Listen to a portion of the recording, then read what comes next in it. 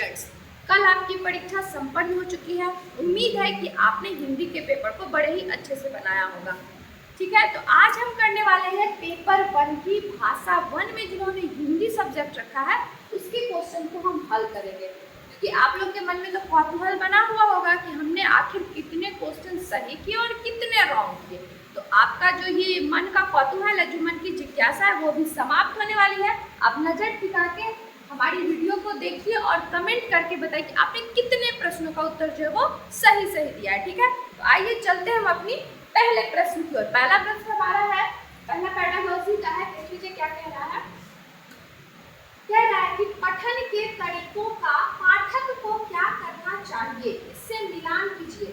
एक साइड हमारा पठन का तरीका दिया हुआ है, एक साइड दिया हुआ है पाठक को क्या करना चाहिए। तो आइए देख लेते हैं अनुमान। तो अनुमान भाई कैसे लगाते हैं? अनुमान हम तभी लगाते हैं ना जब हमारे पास पाठ्य सामग्री किस बारे में है ये पता रहता है, और ये जानने के लिए शीर्षक और चित्र का प्रयोग करके हम अनुमान लगाते हैं। ठीक है, ये हमारा जो है ए का 5 ऑप्शन बनेगा। ए का कौन सा होगा? 5। ठीक, अब हम बी वाले में देखते हैं क्या कह रहा है। तो बी में कह रहा है निष्कर्ष निकालना। तो हम निष्कर्ष कैसे निकालेंगे भाई? कैसे निकालेंगे निष्कर्ष? तो निष्कर्ष हमारा होगा लेखक कैसे लिखते हैं, इसके आधार पर यह सुनिश्चित करना चाहिए कि लेखक क्या महसूस करते हैं। तो अब निष्कर्ष हमारा निकला, यानी बी का हमारा हो जाएगा पहला। ठीक, अब ऑप्शन ढूंढते हैं हम, इसमें हमारा बी का पहला आ रहा है, इसमें बी पहला आ रहा है ना, और इसमें आ रहा है। लेकिन ए का जो हमने 5 लगाया है वो सिर्फ इसमें आ रहा है। तो हम ऐसे भी जब हमारा 2 मैच कर रहा है तो हम इसको राइट आंसर मान लेते हैं, लेकिन हम आपको डिस्कशन करने के लिए आगे भी समझा दे रहे हैं। ठीक है, चलिए आगे क्या कह रहा है। आगे है संदर्भ से जोड़कर अर्थ निकालना।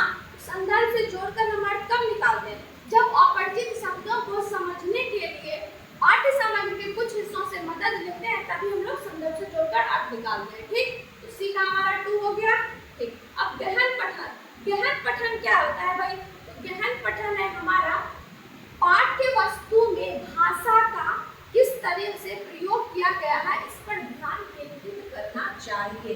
ठीक, ये भी निकल गया। अब है पाठ्य वस्तु के संयोजन की पहचान। तो पाठ्य वस्तु के संयोजन की पहचान जो है हम कैसे करेंगे? तो शीर्ष कथन या प्रस्तावना पर ध्यान देते हुए यह देखना चाहिए कि सूचनाएं किस तरह से संरचित की गई है। ठीक है, तो डी का हो गया 3। तो ये जो क्वेश्चन है हमारा, उस हिसाब से हमारा जो राइट आंसर बनेगा वो हो जाएगा ऑप्शन नंबर 4। ठीक है, कौन सा आंसर हो जाएगा? ऑप्शन नंबर 4 हो जाएगा। ठीक, चलिए बढ़ते हैं अपने नेक्स्ट प्रश्न की ओर। आइए, प्रश्न संख्या हमने कहाँ से स्टार्ट किया था? हमने स्टार्ट किया था 91 से 92 साइड। आइए, उस युक्ति का चयन कीजिए जो नीचे दिए गए उदाहरण से मेल खाती है। मैं भाषा पर ध्यान केंद्रित रखती हूँ, मैं इस बात का पूरा ध्यान रखती हूँ कि यह सही है। अब जो है कह रहा है कि उस उक्ति का चयन करना, कि जो उदाहरण आपके सामने है इसमें उक्ति का हमको क्या करना है? चयन करना है कि ये उक्ति क्या कह रहा है। तो आप सेंटेंस पढ़िए, मैं भाषा पर ध्यान रखती हूँ, मैं इस बात का पूरा ध्यान रखती हूँ कि ये सही है। तो ये क्या हो गया हमारा? स्व निरीक्षण यानी स्व मूल्यांकन हो गया। तो राइट आंसर बनेगा हमारा ऑप्शन नंबर 1 बन जाएगा। ठीक, आइए अब आते हैं प्रश्न संख्या 93 को देखते हैं। कक्षा 2 के विद्यार्थी एक कविता गा रहे हैं। यह मेरी नाक है, ये मेरे कान है। यह कविता गाते समय वो शरीर के जिस अंग का नाम लेते हैं उस अंग को स्पर्श भी करते हैं। तो अध्यापिका किस विधि का प्रयोग कर उन्हें सिखा रही है? अब देखिए, जब वो कविता पढ़ाती है तो एक्शन भी करती है, और वो अपने जो भी कविता में लाइन है, आँख है, कान है, नाक है, उसको टच करके भी बताती है। तो ये हमारा चला जाएगा समग्र भौतिक प्रतिक्रिया। इसका राइट आंसर हो जाएगा ऑप्शन नंबर 1 हो जाएगा। ठीक, चलिए अब आते हैं प्रश्न संख्या 94 में। 94 में क्या कह रहा है? प्रश्न को पढ़िए। प्रश्न कह रहा है, विद्यार्थी पिछली इकाई से शब्द लेकर 5 प्रश्नों के उत्तर समूह में देने का काम कर रहे हैं। वे अपने सवालों को दूसरे समूहों के साथ अदला बदली करते हैं और सवालों के उत्तर देने की कोशिश करते हैं। यह किसका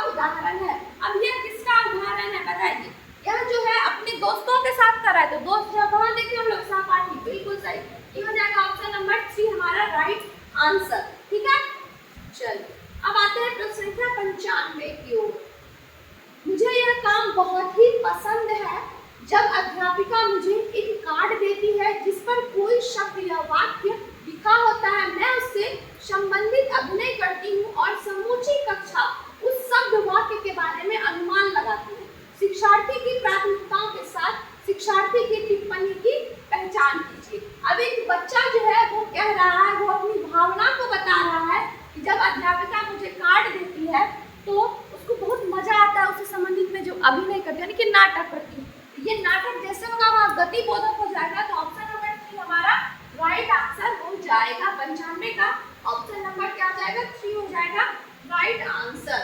ठीक है, आइए अब बढ़ते हैं प्रश्न संख्या 95 हमने किया, आते हैं प्रश्न संख्या 96 को पढ़ते हैं। 96 ये देखिए, 96 थोड़ा सा ब्लड है, हो सकता है आपको देखने में कठिनाई हो, तो मैं पढ़ रही हूँ, क्वेश्चन ध्यान दीजिएगा।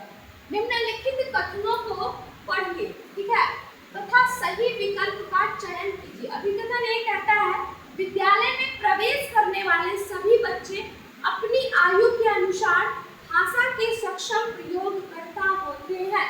अब देखिए प्रश्न हमारा कह रहा है कि विद्यालय में जितनी भी आयु के बच्चे जो है वो प्रवेश करते हैं तो वो भाषा के सक्षम प्रयोगकर्ता होते हैं। तो हाँ भाई सही बात है, ए नंबर हमारा क्या हो जाएगा? सही हो जाएगा। ठीक है, भाषिक और सांस्कृतिक विविधता के कारण वे अपनी योग्यता का प्रदर्शन नहीं कर पाते हैं। अब देखिए अब कह रहा है कि भाषा और संस्कृति के कारण वो अपनी योग्यता का प्रदर्शन नहीं कर पा रहे हैं, यानी कि ये सही हो है और आर क्या है? गलत है। तो ये हमारा ऑप्शन नंबर 1 जो है वो राइट हो जाएगा। ठीक, 96 का ऑप्शन नंबर 1 बन जाएगा। ठीक है, चलिए अब प्रश्न संख्या 97 को देखते हैं क्या कह रहा है। कक्षा 5 का जो मंजीत है अपने अध्यापक से अलग शैली में बात करता है, अपने मित्रों से कुछ अलग तरह से और एक 2 वर्षीय बच्चों से कुछ अलग तरीके से बात करता है। इसका तात्पर्य यह हुआ कि मंजीत जानता है कि सामाजिक स्थितियों में भाषा का प्रयोग किस तरह से करना है। तो भाषा के इस गुण को हम लोग किस रूप में जानेंगे, या इसमें पूछा है कि किस रूप में जाना जाता है। तो मनीष क्या करता है? आदमी को देख के अपना जो तरीका वो बदल लेता है। ठीक है, वो क्या करता है? मित्र से जब मिलता है तो अलग तरीके से बात करता है, बच्चे से मिलता है तो अलग तरीके से बात करता है, और फिर जब भी वो सामाजिक स्थितियों में भाषा का प्रयोग भी अलग तरीके से। तो ये हमारा वाक्यगत हो जाता है, जो कि हमारा राइट आंसर जाएगा, ऑप्शन नंबर 3 हो जाएगा। ठीक है, चलिए अब आगे बढ़ते हैं। प्रश्न संख्या 98 को पढ़ रहे हैं। देखिए अब कह रहा है कि एक माँ जो है इस बात की ओर ध्यान देती है कि उसकी बच्ची कभी कभी ऐसे शब्द बोल जाती है जो ना तो उसने कभी किसी वयस्क से सुने हैं और ना ही अपने भाई बहनों से सुने हैं। ठीक है, ये आपका क्वेश्चन रिपीट है। मैं जब संस्कृत पेपर 1 में भाषा 2 का संस्कृत पेडागोजी करवाई हूँ तो उसमें ये क्वेश्चन है, सेम यही क्वेश्चन है। आपका क्वेश्चन वहाँ से टैली कर रहा है। ठीक है, तो एक क्या कर रही है कि भाई बहनों से सुने, इस बात को लेकर वो भ्रमित है, क्योंकि उसका मानना है कि बच्चे अपने परिवार और आसपास के परिवेश में लोगों का अनुकरण करके सीखते हैं। उसका यह मत जो है किससे मेल खाता है, यानी प्रतिध्वनित है किससे? वो हो जाएगा हमारा रचनावाद, क्रिएटिव। क्योंकि कभी कभी क्या होता है ना कि बच्चे जो है रचनावाद, रचना से भी नए शब्द के सृजन, नए शब्द का सृजन करके यानी नवीन शब्दों के बारे में जानते हैं। हमारा राइट आंसर हो जाएगा ऑप्शन नंबर 1 रचनावाद। ठीक है, ये आपका संस्कृत में सेम क्वेश्चन था, एकदम सेम। अब आते हैं प्रश्न संख्या 99 है ना। चलिए कौशल के उस समूह को क्या कहेंगे जो बच्चे औपचारिक पठन निर्देश शुरू करने से पहले विकसित कर लेते हैं और जो बाद में आकस्मिक कौशल के लिए बुनियादी प्रदान करता है। अब बताइए उसको क्या कहेंगे? कौशलात्मक में क्या करता है वो, जो कि बुनियादी प्रदान करता है? तो वो होता है हमारा उद्गामी पाठ्यचर्या। तो ऑप्शन नंबर 2 हमारा जो है वो राइट हो जाएगा। उद्गामी पाठ्यचर्या में ही औपचारिक पठन निर्देश शुरू करने से पहले वो विकसित कर लेता है। ठीक, चलिए अब हम आते हैं प्रश्न संख्या 100वें प्रश्न को देखते हैं। प्रश्न हमारा कह रहा है कि एक दादी नानी अपने घर में छोटे बच्चों को पुस्तकों से कहानियां पढ़कर सुनाना पसंद करती है। इस तरह से वह उन्हें पुस्तकों व नए विचारों से परिचित करवाती है और बच्चे भी इस प्रक्रिया में सक्रिय रूप से संलग्न रहते हैं। इस तकनीक को किस रूप में जाना जाता है? अब कहें कि कैसे जाना जाता है? दादी नानी है, सबके घर में होती है। वो छोटे बच्चों को पुस्तकों से क्या करिए, कहानियां पढ़कर सुनाना पसंद करती है। तो ये हमारा हो जाएगा स्वस्वर पठन। ठीक है, स्वस्वर पठन यानी कि option number 3 is right answer. अब आते हैं हम अगले प्रश्न की ओर, जो कि हमारा 101 नंबर है। पठन सिखाने का वह उपागम जिससे मूल तत्वों जैसे वर्णों और स्वनिम से शुरू किया जाता है और जिसमें बच्चों को यह सिखाया जाता है कि समग्र रूप से पठन सीखने से पहले स्वनिम को शब्दों से मिलाया जाता है, इस उपागम को क्या कहेंगे? अब देखिए, इस उपागम को पूछ रहा है कि इस उपागम को हम लोग क्या कहेंगे। तो ये जो उपागम है वो हमारा हो जाएगा संरचनात्मक उपागम। तो संरचनात्मक उपागम है ऑप्शन नंबर 3, ये हमारा हो जाएगा सही आंसर। 101 का जो सही उत्तर होगा वो हो जाएगा ऑप्शन नंबर 3। ठीक, अब बढ़ते हैं अपने अगले प्रश्न की तरफ। निम्नलिखित कथनों को पढ़िए तथा सही विकल्प का चयन कीजिए। अब अभिकथन ए क्या कह रहा है? ध्वन्यात्मक वर्तनी के प्रयोग से सही वर्तनी लिखना सीखने की योग्यता मंद पड़ जाती है। ठीक है, जब भी हम लोग ध्वन्यात्मक वर्तनी का प्रयोग करते हैं तो सही वर्तनी लिखना का थोड़ा सा उसकी प्रक्रिया जो है धीमी पड़ जाती है, मंद हो जाती है। ठीक, फिर कह रहा है कि जब बच्चे पारंपरिक वर्तनी के स्थान पर अपनी अविष्कृत वर्तनी का उपयोग करते हैं तब यह सही वर्तनी लिखने की उनकी योग्यता को मंद नहीं करती है। अब देखिए क्या कह रहा है कि जब भी हम नया ध्वनि को प्रयोग करते हैं, ठीक है, नई ध्वनि को जब भी हम प्रयोग करते हैं तो वो हमारा क्या होता है, नया शब्द लिखने में मंद पड़ता है। तो बिल्कुल सही है हमारा ये। और आर कह रहा है कि पारंपरिक वर्तनी के स्थान पर जो अपने से खोजी हुई वर्तनी यानी अविष्कृत का मतलब होता है खोजना, जो क्रिएटिव बच्चे होते हैं वो जो खोजते हैं तो वो उसकी योग्यता को मंद नहीं करता है। तो ये भी हमारा क्या हो जाएगा, सही हो जाएगा। ठीक है, तो आर क्या है, एक की सही व्याख्या करता है। तो हम ऑप्शन नंबर 4 में देख रहे हैं जिसमें हमारा ए और आर दोनों सही है, बिल्कुल सही है, तथा आर ए की सही व्याख्या है, बिल्कुल सही। तो ऑप्शन नंबर 4 क्या हो जाएगा, हमारा सही आंसर हो जाएगा 102 प्रश्न का ऑप्शन नंबर 4। ठीक है, चलिए अब बढ़ते हैं हम अपने प्रश्न संख्या 103 की तरफ। 103 नंबर प्रश्न है, क्या है देखिए। नई भाषा सीखते समय बहुत से विद्यार्थी भाषा के अद्वितीय उच्चारण संबंधी नियमों के कारण भाषा बोलते समय प्रायः आत्मविश्वास की कमी का सामना करते हैं। इस समस्या को दूर करने का तरीका क्या है? अब बताइए, समस्या को दूर करने का तरीका। सबसे अच्छा तरीका जो होता है प्राथमिक कक्षा के बच्चों के लिए वो होता है हमारा खेल पद्धति। खेल पद्धति से जितना हम छोटे बच्चों को आसानी से सिखा सकते हैं, दूसरी ऐसी कोई पद्धति नहीं है जिसमें बच्चों को सिखाया जाए। हमारा जो सही आंसर होगा वो हो जाएगा ऑप्शन नंबर 2, है ना। देखिए, कक्षा में ऐसे खेलों जैसी गतिविधियों का प्रयोग किया जाए जिसमें मौखिक अंतःक्रियाएं अधिक हो। क्या आ जाएगा सही आंसर? ऑप्शन नंबर 2 हो जाएगा। ठीक है, अब आते हैं हम अगले प्रश्न की तरफ। अब 104 नंबर प्रश्न आपके सामने है, क्या कह रहा है देखिए। कक्षा 3 की अध्यापिका अपने शिक्षार्थियों को नई शब्दावली से परिचित करा रही है। निम्नलिखित में से कौन सा नई शब्दावली सिखाने का प्रभावशाली तरीका है? अब देखिए, नई शब्दावली सिखा रही है, ठीक है, तो वो प्रभावी तरीका क्या होगा? तो प्रभावी तरीका ये होगा कि जब भी हम उसको कुछ नया सिखाएंगे तो उसको पहले अर्थ समझाएंगे। ठीक, तो हमारा राइट आंसर हो जाएगा ऑप्शन नंबर ए, जिसमें कि अध्यापिका स्थिति विशेष के अनुसार उस शब्द का अर्थ समझाने की कोशिश कर रही है। तो 104 का जो हमारा आंसर जाएगा वो हो जाएगा ऑप्शन नंबर 1। इसका राइट आंसर 104 प्रश्न का सही उत्तर ऑप्शन नंबर 1 हो जाएगा। ठीक, चलिए अब आता है हमारा बहुत ही आसान है ये प्रश्न। हमेशा पिछले भी सेट प्रैक्टिस जो मैंने आपको कक्षा में करवाया था उस सेट प्रैक्टिस में ये बार-बार क्वेश्चन आया है। ठीक है, उम्मीद है कि सभी बच्चों ने सही आंसर दिया होगा, है ना। कमेंट करके बताइए हमको सही आंसर। भाषा सीखना किससे संबंधित है? वो है हमारा कौशल। ऑप्शन नंबर 3 हो जाएगा सही आंसर। ठीक है, चलिए अब बढ़ते हैं हम प्रश्न संख्या 106 को देखते हैं। 106 से 111 जो है वो क्या कह रहा है? तो वो एक कविता है और कविता को हमको पढ़ के उसका सही उत्तर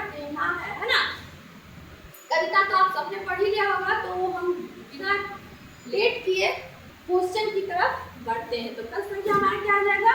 106। कविता का मुख्य स्वर क्या है? स्त्री शक्ति है ना। कविता के शुरू में ही हमें लग रहा है कि स्त्री से संबंधित कविता और स्त्री की शक्ति की यहाँ पे चर्चा की गई है। तो 106 का हमारा राइट आंसर क्या हो जाएगा? ऑप्शन नंबर 2 हो जाएगा हमारा राइट आंसर। ठीक, अब देखते हैं क्वेश्चन नंबर 107। कविता के अनुसार स्वतंत्रता प्राप्ति में स्त्री की भूमिका है, क्या है? स्त्री की भूमिका जो है वो संज्ञान योग्य है। ऑप्शन नंबर 4 हो जाएगा हमारा सही आंसर। ठीक है, अब आते हैं हम अपने नेक्स्ट क्वेश्चन को देखते हैं। स्त्री के लिए किस विशेषण का प्रयोग नहीं किया गया है? तो भाई अबला जो है वो स्त्री के लिए विशेषण का प्रयोग नहीं है।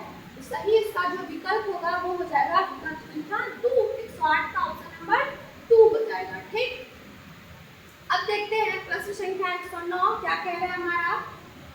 स्त्री की निर्माणकारी शक्ति का भाव कविता की किस पंक्ति में निहित है? तो कविता की जो पंक्ति है, जननी हो संपूर्ण जगत की, तो यहाँ पे निर्माणकारी शक्ति का भाव हो रहा है। तो हमारा जो सही विकल्प होगा वो हो जाएगा ऑप्शन नंबर 2। 109 का जो है विकल्प संख्या 2 ही सही होगा। ठीक है, अब आते हैं प्रश्न संख्या 110 को हम लोग देखते हैं क्या कह रहा है। कविता के अनुसार स्त्री को क्या करना होगा? स्वयं की शक्ति को पहचानना होगा। ठीक है, चलिए तो ऑप्शन नंबर 2 हमारा सही चला जाएगा 110 का। जननी हो संपूर्ण जगत की पंक्ति में कौन सा अलंकार है? देखिए, जननी हो संपूर्ण जगत की, इसमें क्या कर रहा है? इसमें स्त्री को जो है प्रोत्साहन कर रहा है और उसके आत्मविश्वास को दृढ़ कर रहा है कि जो जननी हो तुम संपूर्ण जगत की हो। हमारा जो राइट आंसर होगा वो हो जाएगा अनुप्रास। सही विकल्प हो जाएगा विकल्प संख्या 3 और अलंकार हो जाएगा अनुप्रास अलंकार। ठीक है, चलिए अब हम बढ़ते हैं नेक्स्ट क्वेश्चन की तरफ। अब है हमारा एक गद्यांश दिया है, 112 से 120 तक गद्यांश को पढ़ के उसका उत्तर देना है। गद्यांश आप लोगों ने पढ़ ही लिया होगा, तो मैं समय ज्यादा आप लोग का नहीं लूंगी, सीधे क्वेश्चन पर आती हूँ। ठीक है, चलिए प्रश्न संख्या 112 को हम लोग देखते हैं क्या कह रहा है। गद्यांश के अनुसार सबसे धन्यवाद कहने का कारण नहीं है। अब गद्यांश के अनुसार जो है सबसे धन्यवाद करने का कारण क्या नहीं है वो हमको बताना है। सबसे धन्यवाद करने का कारण जो है वो क्या नहीं है। तो यहाँ पे जो ऑप्शन नंबर 2 में संस्कृति है वो हमारा राइट आंसर हो जाएगा। गद्यांश के अनुसार सबसे धन्यवाद करने का कारण संस्कृति नहीं है। ठीक है, चलिए अब आते हैं ऑप्शन नंबर क्वेश्चन नंबर 113। हर बुराई अज्ञान के अंधकार में फैलती है से क्या तात्पर्य है? मतलब है इसका कि अज्ञानता के कारण बुराइयां फैलती हैं। तो विकल्प संख्या 1 यानी कि ऑप्शन नंबर 1 जो हमारा राइट आंसर हो जाएगा 113 का ऑप्शन नंबर 1। ठीक,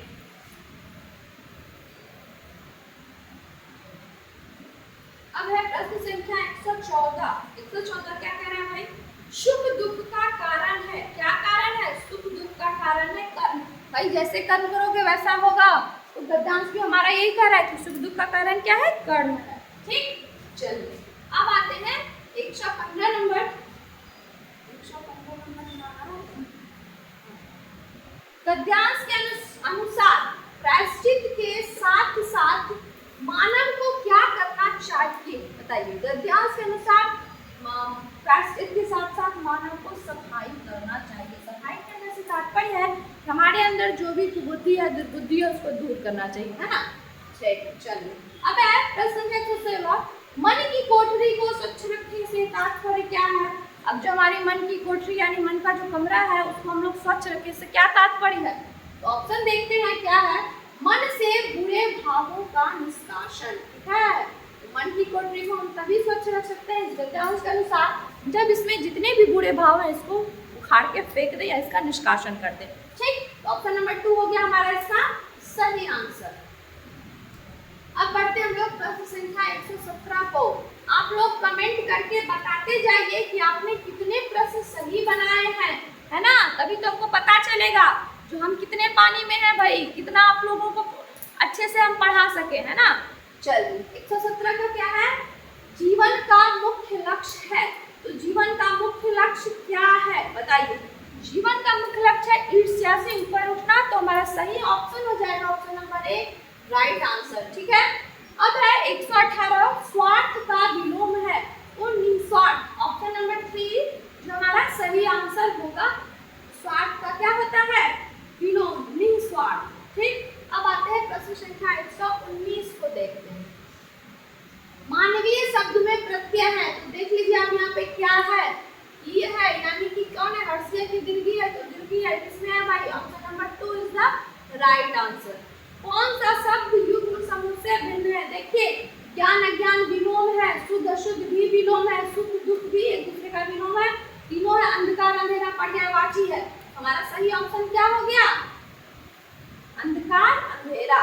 ठीक, तो हमारा जो है आज का जो सीरीज था वो खत्म हुआ हिंदी का। हमने 91 से लेके 120 तक के क्वेश्चन को सॉल्व किया। आपको इसका डिस्कशन कैसा लगा कमेंट करके बताइए। साथ ही आपने कितना स्कोर किया है एग्जाम में वो भी हमें बताइए। और जो नए हैं आप फटाफट से बेल आइकन दबाइए, उसको सब्सक्राइब कर लीजिए, शेयर कीजिए, कमेंट कीजिए। चलिए शुभ संध्या, बाय बाय।